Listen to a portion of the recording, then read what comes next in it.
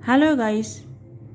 मैं अपने इस वीडियो में वाटर पॉल्यूशन को कैसे कंट्रोल करना है उसके बारे में बताऊंगी। अब वाटर पॉल्यूशन जो है उसका कंट्रोलिंग मेथड बहुत डिफ़िकल्ट है, लेकिन कुछ मेथड्स ऐसे हैं जो certainly help to minimise it to a great extent. अब जैसे प्रिवेंटिव मेथड, अब इसमें हार्मफुल पेस्टिसाइड बैन होनी चाहिए। जो इफ्लुएंट्स होता है जो डायरेक्टली हम लोग पुट कर देते हैं जो वाटर बॉडीज़ में, उस पर रोक लगनी चाहिए। ऑयल स्पिल्स है, रोक लगनी चाहिए। सेवेज जो है, जो वेस्ट प्रोडक्ट है, जो घरेलू सेवेज जो उनको प्रॉपर डिस्पोज करने का प्रोसेस होना चाहिए। प्रिवेंटिंग वॉशिंग क्लोथ्स, अब बहुत वाटर बॉडीज़ में क्या होता है, लेक रिवर के किनारे कपड़े धोना, जानवरों को नहलाना, डेड बॉडीज़ को उसमें डाल देना, ये क्या होता है, वाटर बॉडीज़ को पॉल्यूट कर देता है। इस पर रोक लगना चाहिए, इसको बैन होनी चाहिए।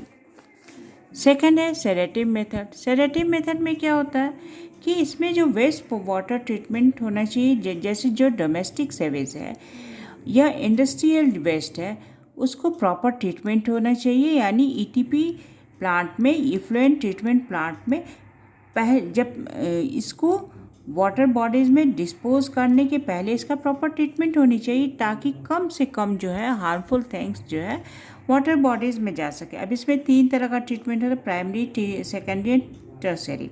प्राइमरी ट्रीटमेंट में क्या होता है कि large object and suspended undissolved solid को हटा दिया जाता है, रिमूव कर दिया जाता है, और इसको एक स्लर्स के रूप में कन्वर्ट कर दिया जाए, जो एक फर्टिलाइज़र का काम करता है।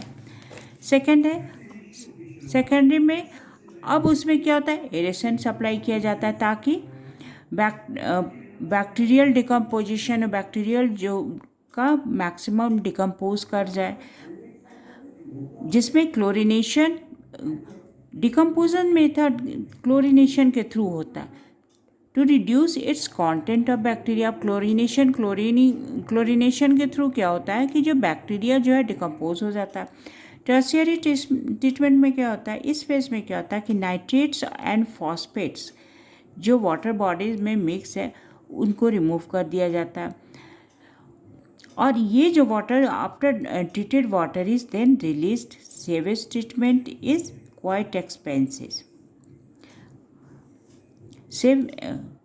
सेवेज ट्रीटमेंट जो होता है काफ़ी एक्सपेंसिव होता है, इसलिए बहुत सारे कंट्री में सिर्फ 2 step he, primary and secondary जो है उसको फॉलो किया जाता है।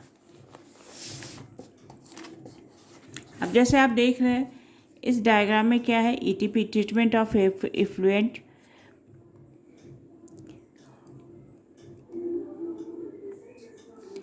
Here, effluent from secondary treatment and alum, flocculation sedimentation, carbon, activated carbon, desalination। Here जो जैसे टर्शरी में क्या होता है, नाइट्रेट और फॉस्फेट को रिमूव कर दिया जाता है, और उसके बाद उस वाटर का प्रॉपर ट्रीटमेंट होता है। ठीक है, इस तरह प्लांट में डिस्पोजेबल करने के पहले उसका प्रॉपर ट्रीटमेंट होनी चाहिए। इंडस्ट्रियल इफ्लुएंट का ट्रीटमेंट कैसे कहते हैं, industrial effluent properly treated to remove the pollution. अब इसमें न्यूट्रलाइजेशन ऑफ एसिड और अल्कली जो है, जो हमारे वाटर बॉडीज़ के लिए बहुत ही हार्मफुल है, उसको न्यूट्रलाइज किया जाता है ताकि उसका इफ़ेक्ट कम हो। हार्मफुल केमिकल्स जो है, colloidal impurities, precipitation of metallic compound and reducing the temperature of waste to decrease thermal pollution। अब क्या होता है कि बहुत सारे ऐसे केमिकल्स होते हैं जो बहुत ही वार्म होते हैं, मेटल, तो उनमें हाई टेम्परेचर होता है, तो वो भी हमारे वाटर बॉडीज़ को पॉल्यूट करते हैं, तो उनके टेम्परेचर को डिक्रीज़ किया जाए ताकि थर्मल पॉल्यूशन ना हो सके। Chemical oxidation can be achieved by chlorination. अब केमिकल ऑक्सीडेशन, क्लोरिनेशन के थ्रू केमिकल ऑक्सीडेशन किया जाता है। इस तरह से कुछ मेथड है जिसके थ्रू वाटर पॉल्यूशन को कम कर सकते हैं। रिसाइकलिंग में क्या होता है, ये बेस्ट मेथड है। इसमें क्या होता है कि prevention and control of water pollution is the recycling of various kind of pollutants and waste. जैसे काउ डंग, जैसे गाँव में क्या होता है, काउ डंग, बफेलो डंग, ये जो है इसको गोबर गैस के रूप में यूज होता है। और वो क्या होता है, ये गोबर गैस प्लांट लगाया जाता है और वो क्या होता है, वो फ्यूल के साथ साथ और एक मैनर का भी काम है, एक अच्छे खाद का भी काम करता है।